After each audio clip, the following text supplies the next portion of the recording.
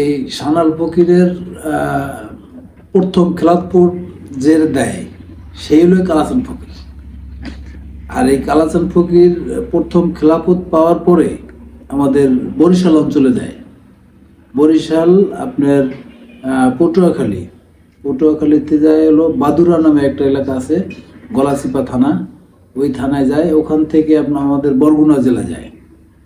বরগুনা জেলা যাওয়ার পরে ওনাদের অনেক অলৌকিক কাহিনী আছে আর কি, যে আপনার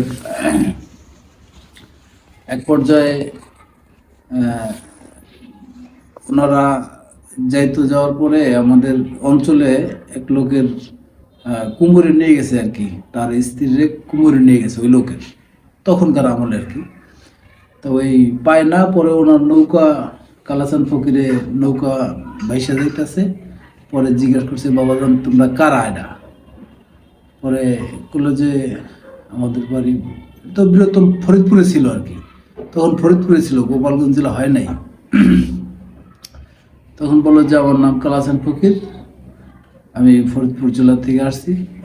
তো বললো যে আমার কুমোরে একটা মানুষ নিয়ে গেছে এখান থেকে।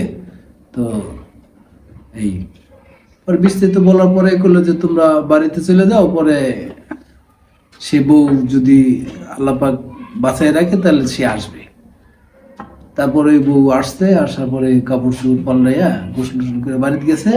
ওখান থেকে আর কি যে আমরা, আমার বাবা ছিল, বাবার বাবা ছিল, তার বাবা ছিল, তার বাবা ছিল, এরকম একটা 4 পুরুষ আমাদের চলে গেছে, বুঝছেন? 4 পুরুষ চলে আছে, এই যে 5 পুরুষে আমরা বর্তমানে আছি। হ্যাঁ, আমাদের এগুলা পুরস্কার এসেছে প্রথম বরিশালে, প্রথম হচ্ছে বরিশালে। বরিশাল থেকে আপনার পটুয়াখালীর থেকে আপনার বরগুনা, কুয়াকাটা দিকে। সানাল ফকির বাড়ি, উনি ওনার পীরের বাড়ি ছিল, উনি ওখানে ওই থাকতো, কাজ করতো, কাজের লোক হিসেবে থাকতো। যেমন আমি আছি একজন, ওই যে ভবেশ নাম, ও আছে একজন। আমরা এবারতে আমি ছোটবেলা থেকেই খাটি এখানে, বুঝছেন? তো এক পর্যায়ে উনি ওই বাড়িতে থাকতো, থাকার পরে আল্লাহরই নিদর্শন লাভ করতে যা হয় আর কি। তাই সানাল পুকুরের ছেলেরে উনি ডাকছে যে বাবা আমার শেষ সময় তুমি একটু আমার কাছে আসো। তখন উনি ঘুমাই পড়ছিল, ওনার ছেলে আর কি, আপন ছেলে, যে উনি ঘুমাই পড়ছিল। পরে উনি যে কইছে, বাবা আমাকে ডাকছো কেন? যার ভাগ্যে আছে তাই পাবে। হ্যাঁ, তখন ওই যে ওনার থেকে আর কি যে ভাব যে এটা ছিল আর কি, এটা ওনার থেকে চলে আসে কালাচান ফকিরের, পেয়ে যায়। তো ওনার ছেলে যে, উনি কিন্তু ওরকমের আর কি পায় নাই। এখানে আছে অর্থাৎ কালাচান চিশতি রহমতুল্লাহ আলাইহ, উনি, তারপরে মকিম চাঁদ চিশতি রহমতুল্লাহ আলাইহ উনি, আর রতন চাঁদ চিশতি রহমতুল্লাহ আলাইহ, আবার ওয়াহেদ চাঁদ চিশতি রহমতুল্লাহ আলাইহ, এই 3 জন ওনার, হ্যাঁ ওনার বংশধারী। ওনার ছেলেপিলে না আর কি, সিঁড়ি আস্তে আস্তে তো 300-400 বছরের মতো, এবার কোন অনুষ্ঠানে 400 বছরের মতো হবে আর কি। এই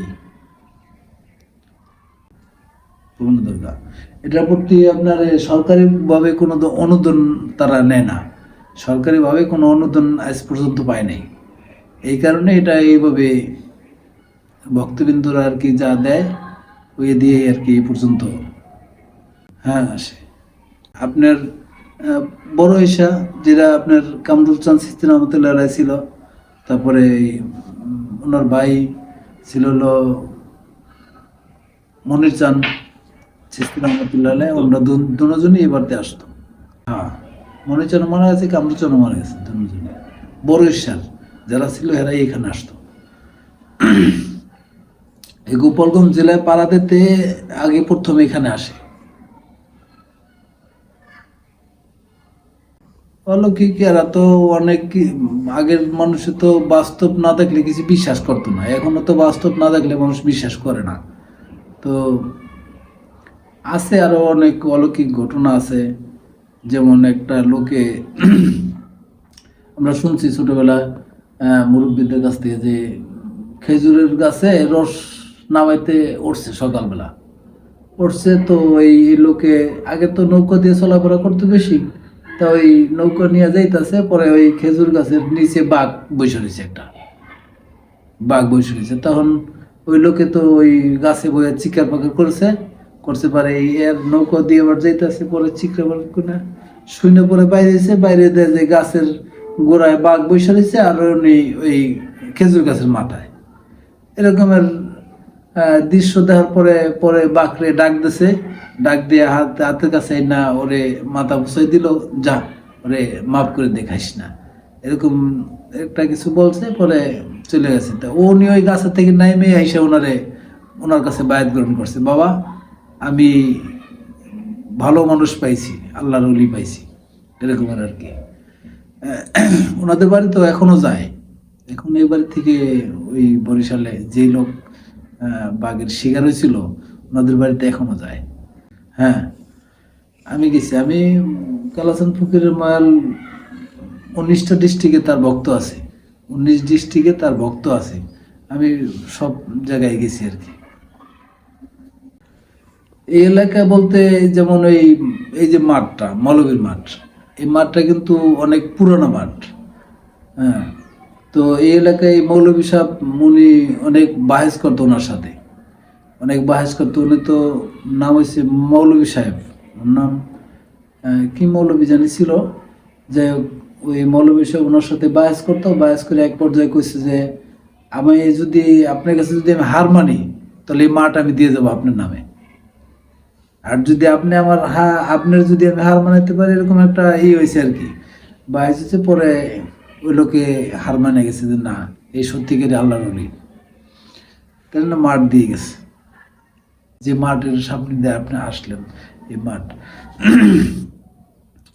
ওনারে দিয়ে গেছে যে মাঠ আপনার মেলা এই মাঠে হবে। হ্যাঁ, এখন হয়। এই যে 30 তারিখ মেলা আছে, 30 থেকে একটু যদি সময় পান আসেন। 30 তারিখে একটা মেলা আছে, মাঠ দিয়ে গেছে। বলছে যে আপনার কাজের সময় বছরে তো 2বার অনুষ্ঠান হয়, 2বার অনুষ্ঠানে আপনার এই মাঠ কাজে লাগে। অনেক শিশু মতো আসে, তারপর দোকানপাট আসে, এরকম আর কি। উনি এই বাড়িতেই থাকতেন, কালাচান ফকির এই বাড়িতেই থাকতো, ওনার মা বাবা এই বাড়িতে থাকতো। তো এক সময় তো বাগান ছিল, শুধু মাঠটা ফাঁকা ছিল, এছাড়া সব বাগানই ছিল। তাই উনি এখান থেকে ওই নরুল্লাপুর যাইতো।